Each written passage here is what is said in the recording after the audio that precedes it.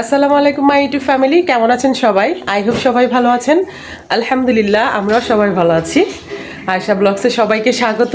এই তো এইগুলো গুটাই রেখে যাব এখন, যেহেতু বের হয়ে যাব এখন, মানে রওনা দিব নামাজটা পড়েই। নোরা বুড়ার তর সহ্য হইতেছে না, ভাবলাম 2 দিন থাকি, কিন্তু ওই তো বাসাটাও চেঞ্জ করবো, প্লাস হলো নুরও চলে যাবে ওর নিজের বাসায়, তাই জন্য মূলত তো এগুলা সব গুটাই রেখে যাব। ব্যথা গো পায়ে। যারা যারা প্রথম আজকে আমার ভিডিওটি দেখেছেন, যদি ভিডিও কোনো অংশ ভালো লাগে তাহলে অবশ্যই সাবস্ক্রাইব করে আমার পাশে থাকতে পারেন। দেখছেন পড়ে যেতেছে। আর যদি একটু বেশি ভালো লাগে তাহলে ফ্রেন্ড সার্কেলের সাথে শেয়ার করবেন, ফ্যামিলির সাথে শেয়ার করবেন। আমি একজন ছোট্ট মানুষ, আহামরি কিছু না যে সার্চ করে করে আমাকে বের করে মানুষ দেখবে। সো যেহেতু চ্যানেলটা আমার ছোট, তো সেভাবে আমার চেনা জানা মানুষও কম, ওরকম নাই। এই তো আমার মেয়ে, এখন মনে হইতেছে একটা মানে আয়শার একটা ছোট ভার্সন, মানে ড্রেসটাও কিন্তু আমার চশমিশ ভার্সন বলে। আমরা একটু পরেই রওনা দিব, ভাবলাম না শুরুতে ভাবছি 1 সপ্তাহ থাকবো, তাই না মাসিমণি? তো 1 সপ্তাহ পরে যাব, বাট নুরুর আব্বু তো না থাকা লাগবে না, চলো। তো যাই হোক, এই জন্য চলে যাবো আজকে। তবে আজকে যাওয়ার একদমই ইচ্ছে আমার ছিল না, কিছু করার নাই। ফুল পড়তে পড়তে কোথায় পড়ছে, তার মানে ফুল আমার এখানে থাকতে চাচ্ছে না। দাঁড়াও, এই যে মাইশামণির ড্রেসটা, এটা একটা সময় আমি পড়তাম আর এখন আমার মেয়ে পরে। এরকম অনেক ড্রেস আমি সবাইকে দিয়ে দিছি, মানে সবাইকে বলতে অনেক দিছি। তখন তো বোকার মতো বুঝি নাই, হয়তো এই স্মৃতি ওরা রাখবে না, ধরে ফেলে দিবে কোথাও, হয়তো একজনকে না একাধিক মানুষকে দিছি। তখন তার জানতাম না আমার মেয়ে দ্রুত এরকম লম্বুস হয়ে যাবে আমার মতো। এত লম্বা ভালো না, আসলে ভালো লাগে না আমার এত লম্বা চূড়া। একটু এত লম্বাও না, এত খাটোও না, কিন্তু সব কি আর আমাদের মতো হবে না? কি আল্লাহ যাকে যেমন দেয়, তাই না বলেন?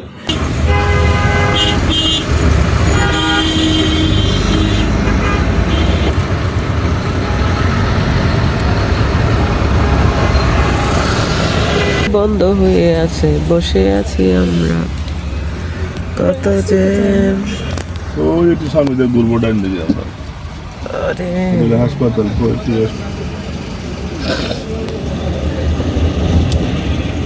মাঝখানে বসে থাকতে কি যে বোরিং লাগতেছে রে ভাই সাব, ভালো লাগে না। ছাতা 2 ঘন্টা হয়ে গেছে জ্যাম জ্যাম।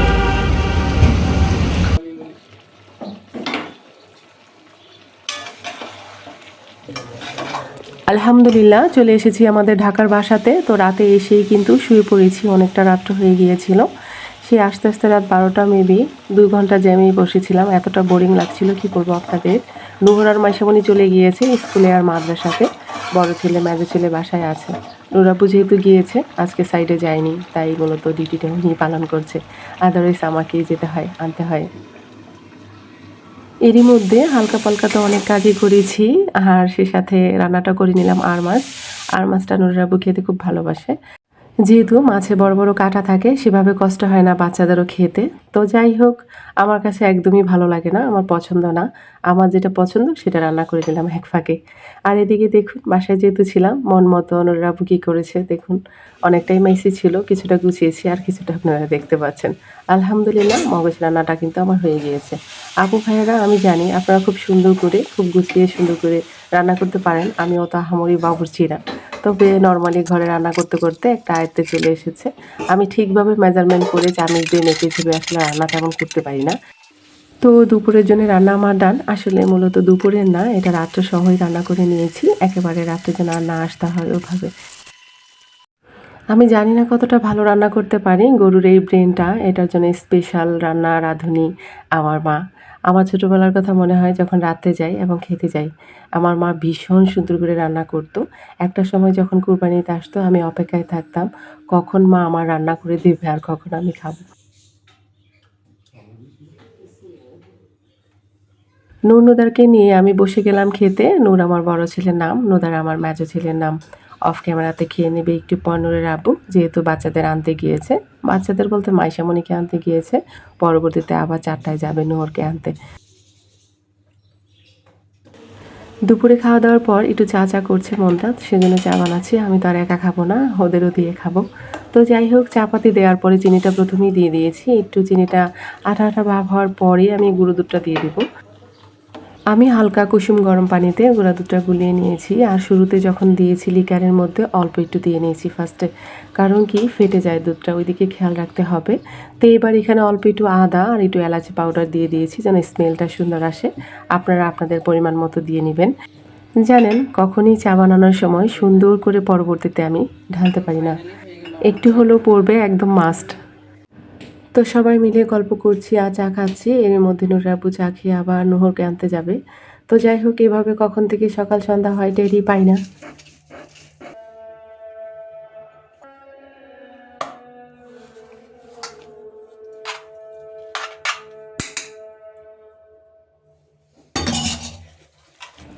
যেহেতু আমি গ্রামের মেয়ে, তো সবসময় স্বাচ্ছন্দ্য বোধ করি হাতে মাখিয়ে নিতে। বরাবরের মতোই যখন আমি পেঁয়াজুটা বানাবো তখন পেঁয়াজটা অনেকগুলো দেই, কাঁচামরিচ দিয়েছি প্রায় 10টার মতো। বাচ্চারা যেহেতু খাবে তাই পরিমাণে একটু কমই দিয়েছি, নইলে আরও দিতাম। আমার এই ওয়েল জারটা আমার ভীষণ ভালো লাগে। তেলটা যখন কাজ হয়ে যায়, মানে যেটাই করি তার পরবর্তীতে এখানে রেখে দিই। অবশ্য 3 দিন 4 দিন হয়ে গেলে গোস্ত বা অন্য কিছুতে ব্যবহার করে ফেলি। তবে এটা বেশ উপকারী একটা জিনিস। এখন তো মনে হচ্ছে কেন আমি এর আগে কিনলাম না এত সুন্দর একটা ওয়েল জার। আপনারা চাইলে এই ধরনের একটা ওয়েল জার নিতে পারেন। সিস্টেম বুঝেছি। সিস্টেম বুঝো দেখে গরুর মধ্যে স্যাক লাগে রয়েছে। 16 বছর বানাইছে পেঁয়াজি। হ্যাঁ, 16 বছর পেঁয়াজি বানাইছে। 16 বছর আজ একটা সাউন্ড আছে। এটা হলো কপি এটা করবো হাত পাতলা মুখের মধ্যে খাইতেছে, মুখের মধ্যে কোনো ইয়ে নাই। সেই মাছ ছিল কে বাথরুম ছিল কিসের খাওয়া?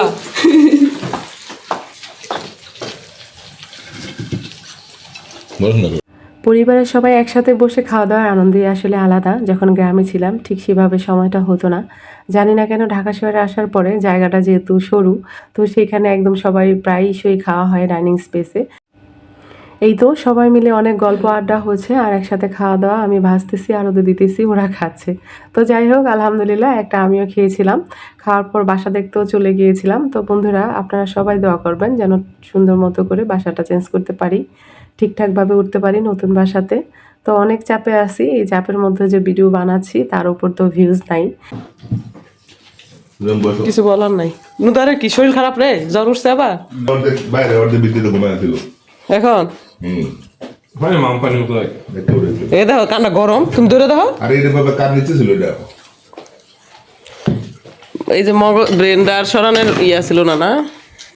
শুভ সকাল সবাইকে। আজকে শুক্রবার, সবাইকে জুমা মোবারক। তো ইচ্ছে আছে একটু বিরিয়ানি রান্না করব, যেহেতু ছেলেটা আমার কিছুদিন পরই চলে যাবে। তো কি খাওয়াবো না খাওয়াবো এই চিন্তায় সবসময় থাকি, কিন্তু সময়ের বেড়াকলে আসলে সেভাবে পারছিও না। কখনো ঘুরতে যাওয়া, কখনো গ্রামে যাওয়া, কখনো বা এই কাজ সেই কাজ, আবার তার উপর বাসা চেঞ্জ করা। আসলে ছেলেকে সেভাবে সময় দিতে পারছি না, একটু ভালো মন্দ রান্না করে খাওয়াবো সেটাও পারছি না। তবে আলহামদুলিল্লাহ যতটা করি, যতটা করছি, আর আল্লাহ তাআলার কাছে অনেক শুকরিয়া। যেহেতু শরীরটাও সেভাবে ভালো যাচ্ছে না, তার মধ্যে সবাইকে আসলে সবটা আমি বলি না, অনেক চাপা স্বভাবের আমি। আমার হাজারো কষ্ট হলেও আমি সবসময় চিন্তা করি আমার পরিবারের সবাই ভালো থাকুক, সুস্থ থাকুক। আমি অসুস্থ হলেও ওরা যেন অসুস্থ হয় না। এই তো মেজো ছেলেটার ভীষণ পরিমাণ জ্বর এসে দেখি গ্রাম থেকে, আর খারাপ লাগার কথা কি বলবো। তবে আমার ছেলেটাও অনেক চাপা, আমি ওকে বুঝাই চাপা স্বভাবের হইও না, তাহলে অনেক কষ্ট। আমার জীবন থেকে নেওয়া গল্প, কখনো চাপা স্বভাবের হবে না। বাবা মা সব থেকে আপন পৃথিবীতে। একটু আওয়াজ করবা, আওয়াজ না করলে বাবা মাও ঠিকভাবে শুনতে চায় না। আমি এখানে বিরিয়ানি রান্না করছি মনোযোগ দিয়ে, আর শুনছি পাশে মসজিদে কি সুন্দর বয়ান করছেন, আমার খুব ভালো লাগে, আমার পছন্দ। আমি আল্লাহ তাআলার কাছে অনেক খুশি হয়েছিলাম এই বাসাটায় এসে। বাসাটা যেমন সুন্দর ঠিক সেভাবে এখানে মসজিদটাও পাশে, তাই জন্য ভালো লাগছিল। কিন্তু কি আর করার, যেহেতু বাচ্চাদের যাতায়াত অসুবিধা, সে স্বার্থেই আমি আসলে বাসাটা চেঞ্জ করছি। আদারওয়াইজ বাসাটা চেঞ্জ করতাম না। এই বাসাটা আমার খুবই পছন্দের ছিল, সুন্দর একটা বাসা। ঢাকা শহরে জানেন সহজে বাসা পাওয়া যায় না। প্রায় অনেকগুলো বাসাই দেখেছি, তার মধ্যে একটা বাসাতে তো একদম ধরাই খেয়ে গিয়েছি। একদম লাস্ট মোমেন্টে পছন্দ হয়নি, কিন্তু অ্যাডভান্স তো আমাদের দেওয়া হয়ে গিয়েছিল। বাট কিছু করার নাই, সেটা তো আর রিটার্ন ওনারা দিবে না। আমি যদিও গিয়েছি, ট্রাই করেছি।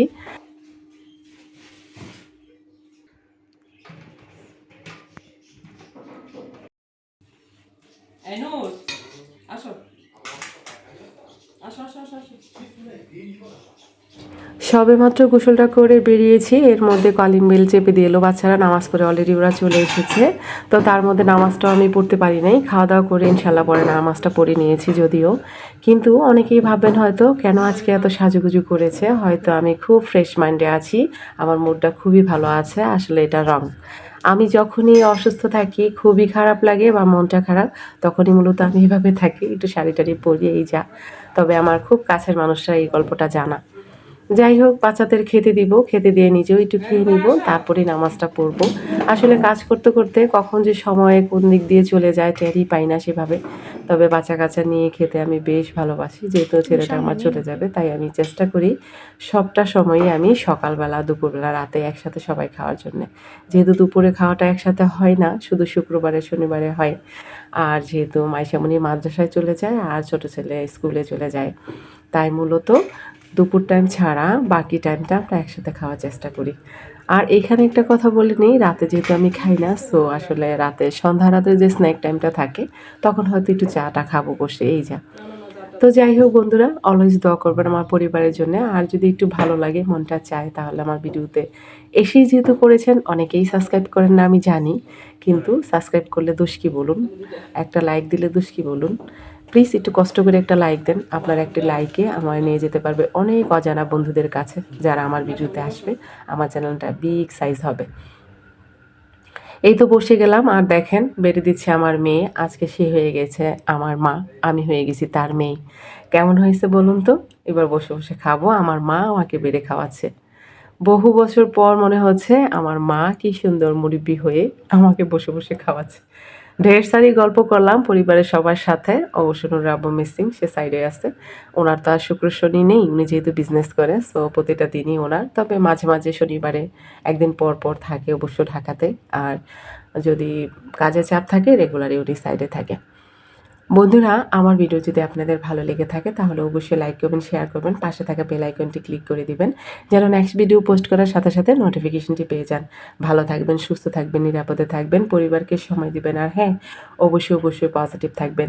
আজকের মতো এখানেই রাখছি, দেখা হবে নতুন কোনো ভিডিওতে। আল্লাহ হাফেজ। এটা 1 কেজি মুরগি না বাড়ি বাড়ি খাবার বলছো না, কয় কেজি? বাড়ি খাবার বুঝায় যে সকালবেলা যে খাবারটা এটা হালকা বুঝায় যে অ্যাকচুয়ালি নিয়ম কি জানো, একটা ব্রেড খাওয়া, একটা কলা, একটা ডিম খাওয়া সকালে। বাংলাদেশ না, বাংলাদেশে অনেকেই করে রে বাবারে, আমরা করি রবি দেয়, আমাদের চোখ লাগে না। আমি কোনো এখন অনেক মানুষ স্বাস্থ্য সচেতন, এটা জানো? আমি তো তোদের জানো ঢুকে বুঝলি? কারণ ব্রেড এর আছে একটা নিয়মে গেলে কখনো কেউ বুঝায় না। তবে এমনি যে সিস্টেম হলো, সকালে খাইতে হয় রাজার মতো, আর দুপুরে খাইতে হয় রাজপুত্রের মতো, আর রাতে খাইতে হয় বিকেলের মতো। জানো মানে তো শুরু আমি করে রানীর মতো বুঝলো ভাই? আমাদের এই যে এসে আমরা যারা খাবার খাবো, আমরা যদি সকালবেলায় ভারী ভারী খাবার খাই, মানে বাড়ি খাবার তো এগুলা পোলাও, মাংস টাংস, যদি সকালে বলি সেই খাওয়া শুরু করি, স্বাস্থ্য কোথায় যাবে? আরে